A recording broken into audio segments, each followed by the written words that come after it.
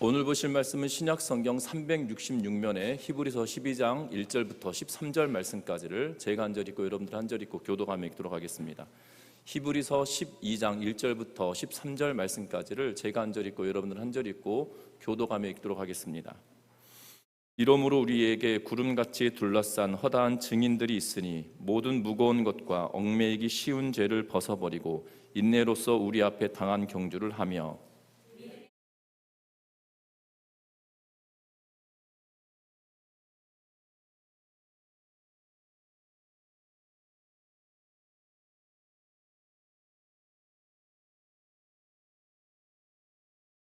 너희가 피곤하여 낙심하지 않기 위하여 죄인들이 이같이 자기에게 거역한 일을 참으신 일을 생각하라.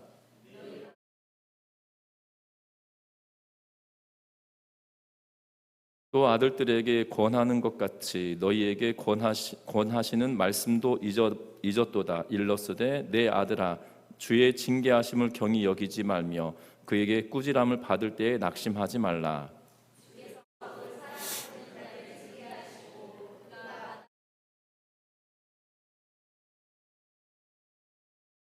너희가 참음은 징계를 받기 위함이라. 하나님이 아들과 같이 너희를 대우하시나니 어찌 아버지가 징계하지 않는 아들이 있으리요.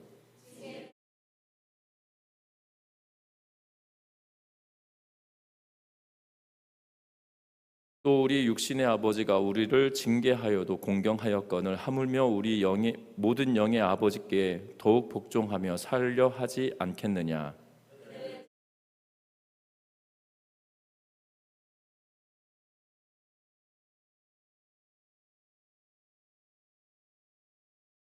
무릇 징계가 당시에는 즐거워 보이지 않고 슬퍼 보이나 후에 그로 말미암아 연단받은 자들은 의와 평강의 열매를 맺느니라.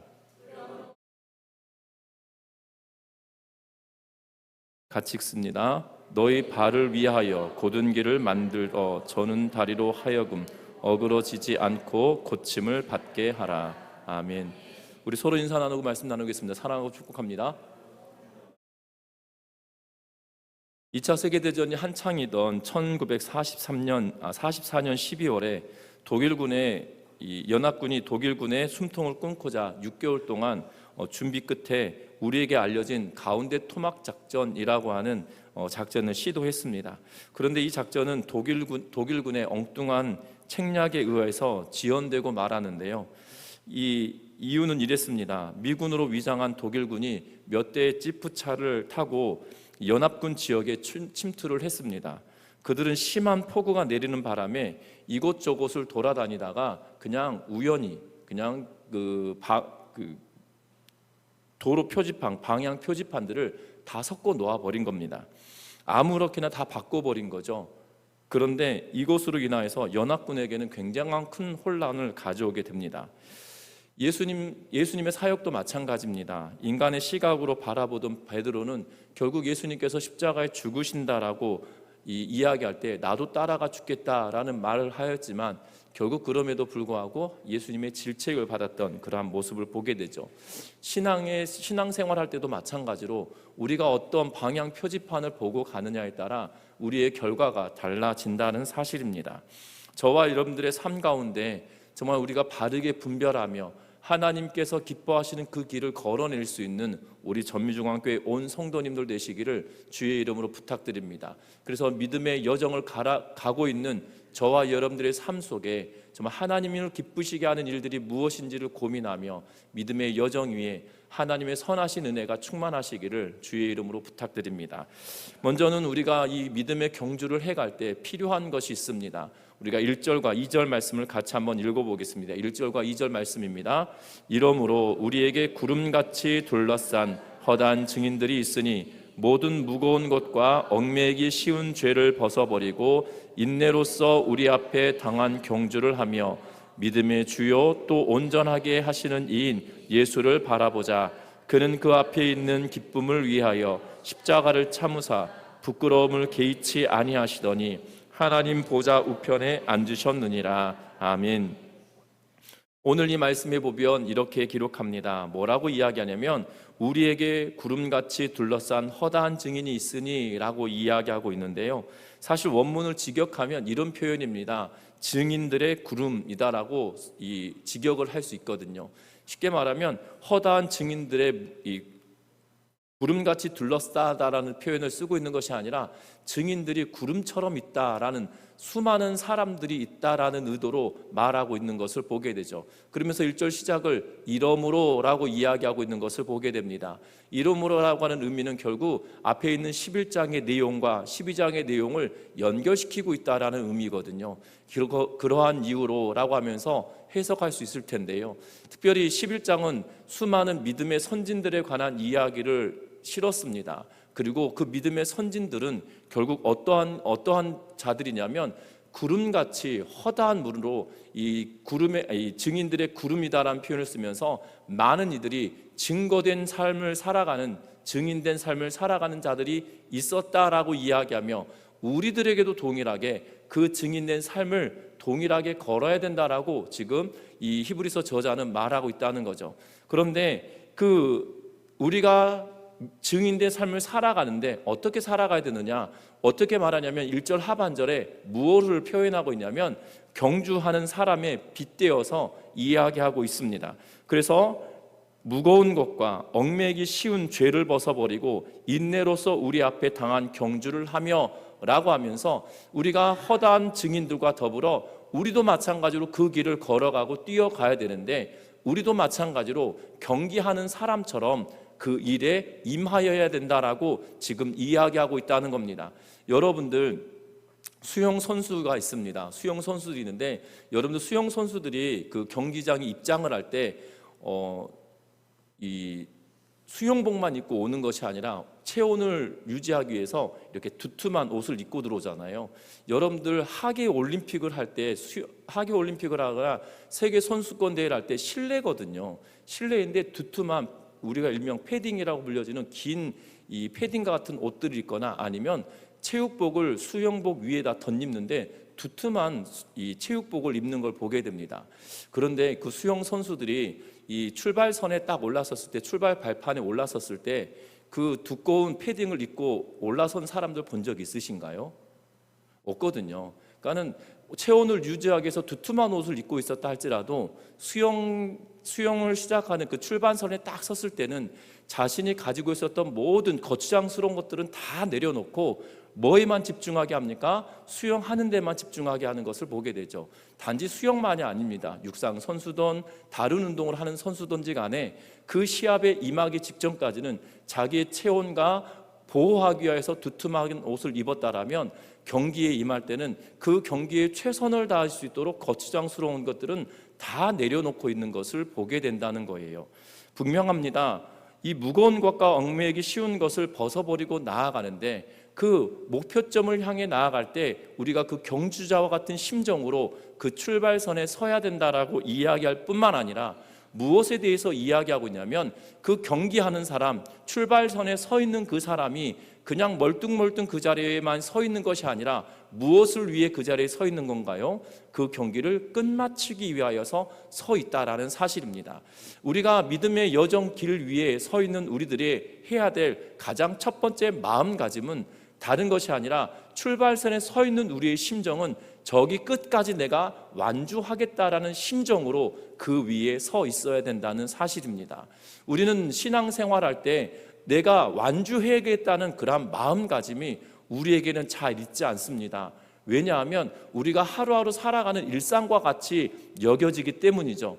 그런데 분명한 것은 믿음은 경주하는 것에 빗대면서 그 끝과 목표점을 향하여서 지향하고 경기를 완주하는 그러한 심정으로 나아가야 된다라고 이야기합니다. 그래서 2절에 말하고 있는 거예요. 완주하기 위하여서 바라봐야 될 것이 있다라고 하면서 2절 시작을 믿음의 주요 또 온전하게 하신 이인 예수를 바라보자 라고 말합니다. 2절에서는 믿음의 주 그리고 온전하게 하시는 이라고 하면서 믿음의 근원이시고 또한 이것을 완성하게 하시는 이가 있는데 바로 그분이 예수시다라고 말합니다. 그러면서 예수님은 어떠한 일을 행하셨느냐?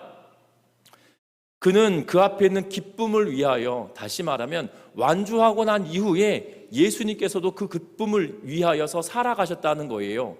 그 완주 후에 그 기쁨은 무엇이냐면 하나님 보좌 우편에 앉으시는 그 기쁨을 바라보면서 무엇을 지셨다고 합니까? 십자가를 참으셨다라고 이야기하고 부끄러움을 개의치 않으셨다라고 이야기하고 있는 것을 보게 되어져요. 예수님도 하나님 우편에 앉으실 그 마지막 그 결과를 바라보면서 십자가를 지셨는데 부끄러움도 참으시고 그것도 개의치 않아 하시며 끝을 향하여 달려가셨던 예수 그리스도의 모습을 보면서 우리도 동일하게 경주선 출발선에 서 있는 우리들이 마지막 왕주의 끝을 바라보면서 달려나아갈 것을 요구하고 있는 히브리서 저자의 모습을 보게 된다는 겁니다. 우리의 믿음의 길은 그냥 목표 없이 완주할 생각 없이 걸어가는 그 길이 아니라는 거예요. 저와 여러분들의 신앙의 여정에 정말 완주의 기쁨이 있는 은혜가 있기를 주의 이름으로 부탁드립니다. 완주를 위해서 가는 것이 신앙생활인 거예요. 하나님의 나라를 우리가 소유하는 것, 거기에서만 그치는 것이 아니라 그 하나님의 나라를 소유한 자들이 어떠한 삶을 살아가고 그 삶을 살아갈 때 흔들리지 않는 근거가 되는 것은 그 목표점 때문이거든요. 결승선을 바라보고 달리는 심정으로 끝까지 완주하는 우리 전미중앙교회 온 성도님들 되시기를 주의 이름으로 부탁드립니다. 뿐만 아닙니다. 오늘 성경을 통해서 또한 이 완주를 하기 위하여 우리에게 필요한 것이 있다라고 이야기하고 믿음의 여정의 길 위에 서 있는 우리들이 가져야 될 것이 있다라고 말하는데 그것은 다른 것이 아니라 고난을 이겨내라 라고 말하고 있는 것을 보게 되고 고난을 견디라 라고 말하고 있는 것을 보게 됩니다. 특별히 4절 말씀 같이 한번 읽어봅니다. 같이 읽습니다. 너희가 죄와 싸우되 아직 피 흘리기까지는 대항하지 아니하고. 아멘. 3절과 4절 이어서 봤었어야 되는데요. 너희가 피곤하여 낙심하지 않기 위하여 죄인들이 이같이 자기에게 거역한 일을 참으신 일을 생각하라 라고 이야기했다라면 4절에서는 죄와 싸우되 아직 피 흘리기까지 하지 않았다라고 말하는데 이 피 흘리기를 이야기하면서 우리는 끝까지 나아갈 것에 대하여 이야기합니다. 그런데 죄와 싸우는 것이다라고 이야기하는데 여러분들 죄와 싸울 때 우리가 죄와 싸울 때 우리가 편하지 않아요. 죄와 싸울 때 얼마나 고통스러운지 모릅니다. 때로는 이것이 고난처럼 여겨지기도 합니다. 왜냐하면 죄의 결과들이 우리에게 닥치는 일들이 너무나 많기 때문이죠. 그래서 오늘 본문에 보면 죄와 싸우는 일들을 이야기하면서 뭐에 대해서 이야기하냐면 아버지가 아들을 징계하는 것과 같다라는 표현을 쓰고 있는 것을 보게 됩니다. 그래서 10절까지의 내용을 보면 이렇게 말하죠. 내 아들아 주의 징계하심을 경히 여기지 말며 그에게 꾸지람을 받을 때 낙심하지 말라라고 이야기하고 있는 것을 보게 됩니다. 죄와 싸우는 일을 행하는 일들은 고난의 길이고 어려움의 길이라는 사실이에요. 여러분들 신앙생활할 때 세상 사람들처럼 편하게 신앙생활하는 거 할 수 있습니다. 그러나 그것을 하나님께서 진짜 기뻐하시겠냐는 거예요. 여러분들 우리가 믿음의 길을 걸어간다고 하면서도 세상 사람들과 똑같이 그냥 내 편한 대로 신앙생활 한다라면 그것을 정말 주인 되신 하나님께서 아버지 되신 하나님께서 그것을 기뻐하시겠냐 이 말입니다. 여러분들 그렇지 않을까요? 정말 아버지 밑에서 일을 배우겠다라고 하면서 아버지에게 왔습니다. 그러면 아버지가 이것을 할 때는 이렇게 하는 것이 맞아 라고 이야기하고 아버지가 가지고 있었던 노하우를 자녀에게 가르쳐 줍니다. 그런데 그 아이들은 어떻게 생각하냐면 아버지 왜 이렇게 하시지? 저렇게 하면 나을 텐데 라고 계속 합니다. 그러면 결과물은 아버지가 쌓아왔던 기술 때문에 더 나을 텐데 아들이 생각했던 대로 했다가 결국 망치게 되는 일들이 보게 되어지거든요. 그렇다고 해서 깨달아지면 참 좋겠는데 그 다음에도 똑같습니다. 이렇게 하는 게 나을 거야 라고 했는데 아들은 저렇게 해서 저렇게 끝내버립니다. 그러면 어떻게 하실 것 같으시나요? 둘 중에 하나잖아요. 너 내 밑에서 있지 마라. 너랑 나랑 있다랑 부자지간에 의가 상할 것 같다 라고 하면서 내보내든지 아니면 또 하나 있죠. 매를 때려서라도 정말 정신 좀 차려라 이렇게 말하지 않을까요? 징계라고 하는 것이 때로는 고난을 믿음의 길을 걸어가고 또한 세상 사람들과 같이 살아가지 않을 때는 때로는 우리들에게 고난이 있을 수 있습니다. 왜냐하면 세상 사람들은 자기의 육신의 편한 대로 욕구대로 살아가는 길이기 때문이죠. 그런데 욕구를 거스리고 욕구를 내팽개치고 하나님의 욕구에 우리의 욕구를 맞춰가는 것이 쉽지 않다는 거예요. 그래서 때로는 징계도 있고 때로는 실패도 있습니다. 그러나 그 길을 걸어갈 때 그것을 견뎌내며 나아가는 은혜가 있기를 주의 이름으로 부탁드립니다. 왜냐하면 때로는 이 실패가 있다라면 그 실패 때문에 우리는 좌절하기도 하거든요. 그 실패가 생기면 넘어지기도 합니다. 그러나 그 실패가 다가 아니라는 거예요. 그 실패가 있다 할지라도 하나님께서 기뻐하시고 아버지께서 원하시는 길로 다시금 되돌아갈 수 있는 기회라는 것을 기억하며 고난도 실패도 견디며 나아가는 믿음의 성도님들 되시기를 주의 이름으로 부탁드립니다. 왜 그렇습니까?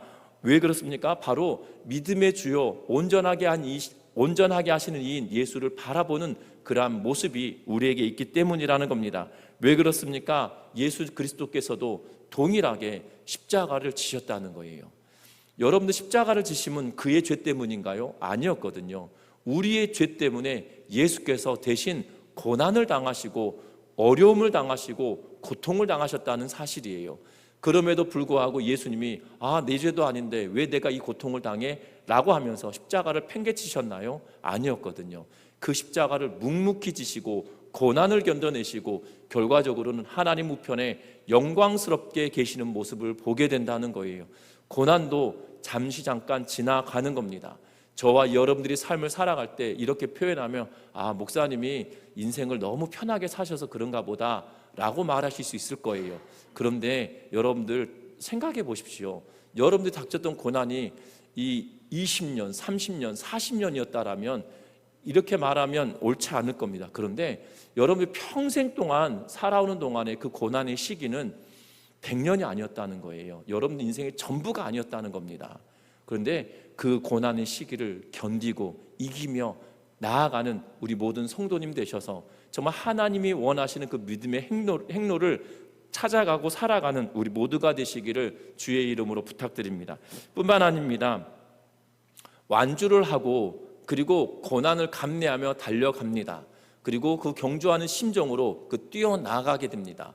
때로는 숨이 가쁘고 호흡이 곤란하기도 할 겁니다. 그럴 것 같아요. 저는 그 속된 말로 맥주병이거든요. 물을 뜨지 못해요.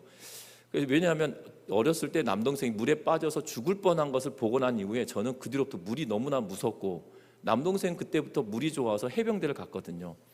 그러니까 본인이 죽을 것 같았는데 나만 피해를 입은 것 같아요.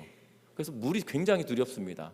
그래서 저희 담임 목사님이 바다를 좋아하셔서 중고등부 학생들을 바다로 수련회를 보내신 거예요.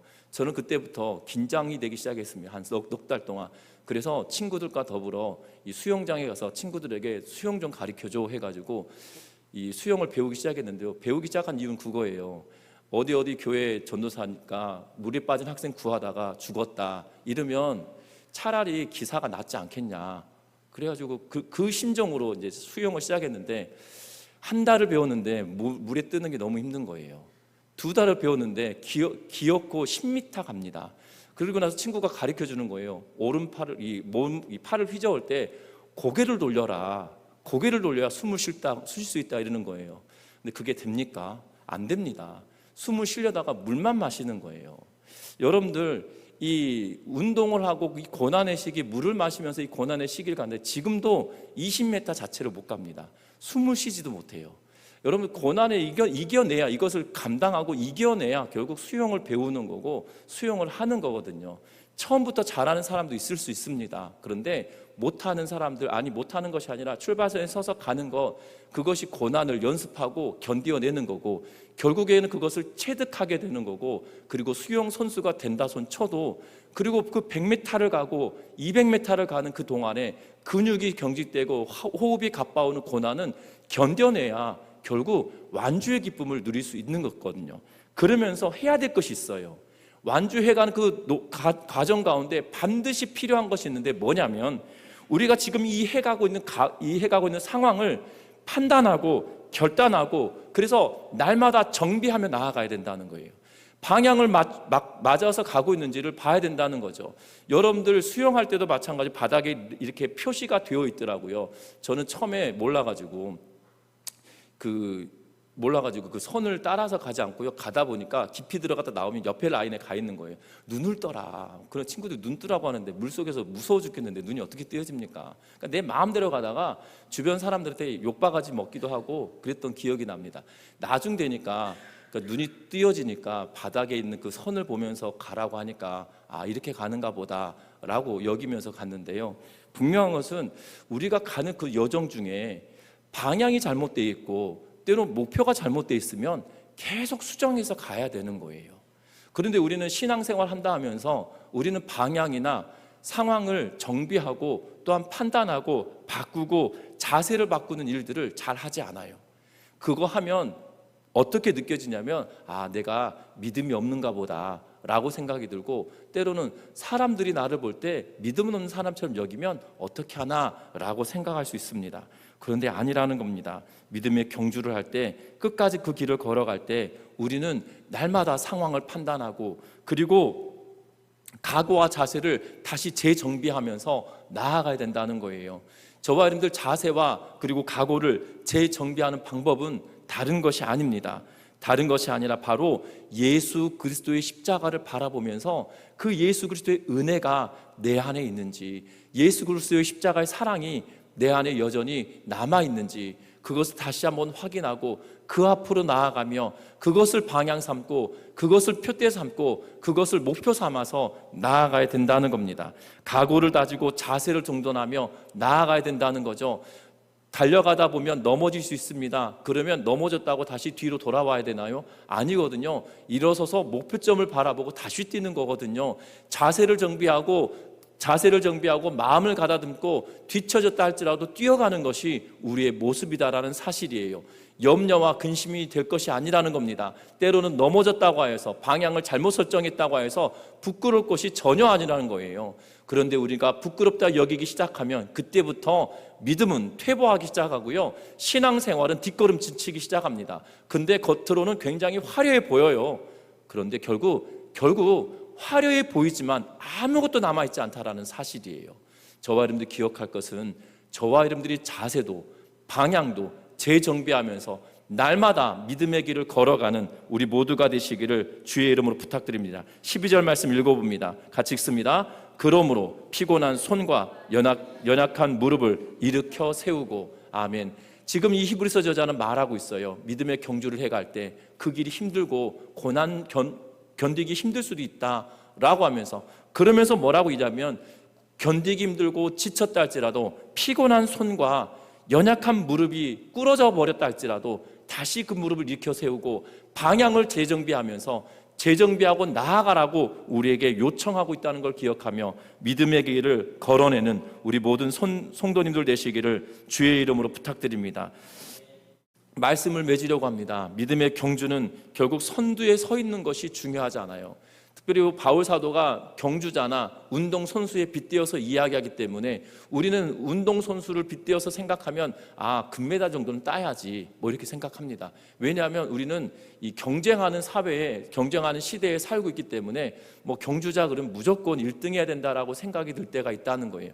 그런데 경기에 가장 중요한 것은, 경기에 임하는 사람의 가장 중요한 것은 끝까지 가는 거거든요. 여러분, 끝까지 가는 겁니다. 여러분, 마라톤 경기를 하면 1등 하는 사람들에게도 환호하지만 마라톤 경주에 맨 꼴찌로 들어온 사람에게도 환호하는 모습을 보게 되죠. 그 이유가 뭡니까? 인간의 한계를 뛰어넘어서 42.195라고 하는 이 42.195km를 뛰는 것은 인간의 한계를 뛰어넘는 건데요, 그것을 완주했을 때 인간의 한계를 뛰어넘음을 격려하고 칭찬하는 그 행위가 아니겠어요? 신앙생활의 여정도 똑같습니다. 우리는 신앙생활의 여정이 꼴찌했다고 창피한 것이 아니고요, 끝까지 가는 것이 중요하다는 거죠. 그래서 저와 여러분들이 믿음의 경주를 하며 나아가는 이 순간순간이 흔들리고 넘어지는 것이 아니라 완주하는 기쁨을 누리는 은혜가 있기를 주의 이름으로 부탁합니다. 완주하기 위하여서는 목표를 명확하게 봐야 되고 고난을 견디며 나아가야 되고 고난 가운데 방향을 제대로 설정하며 재정비하며 다시 연약한 무릎을 일으켜 세우고, 그리고 피곤한 손을 다시 풀고 그 길을 걸어낼 때야 비로소 가능하다는 것을 여기면서 끝까지 하나님과의 관계에서 성숙한 열매를 맺어가며 믿음의 단계를 한 걸음씩 한 걸음씩 성취해가는 우리 모든 성도님들 되시기를 주의 이름으로 부탁드립니다. 어찌 보면 이제 연말이 되어지기에 2023년 한 해를 달려왔던 그 순간을 돌이켜볼 수 있는 시간이 된 것 같아요. 올 한 해 동안 내가 믿음의 길을 걸어가면서 주의 영광을 위하여 살아왔는가, 아니면 나의 유익을 위하여 살아왔는가, 아니면 내 유익을 위하여 살아왔지만 내 인생이 평탄한 것이 아니라 고통스러운 길이 있었는지 다시 한번 정비를 해보고 살펴보면서 다시금 믿음의 경주를 위하여 출발선에 서 있든 뛰어가는 과정에 있든 목표를 향하여 다시 한번 정비하며 나아갈 수 있는 우리 모든 성도님들 되셔서 믿음의 선한 열매를 충만하게 맺는 우리 모두가 되시기를 주의 이름으로 부탁드립니다. 찬양하시겠습니다.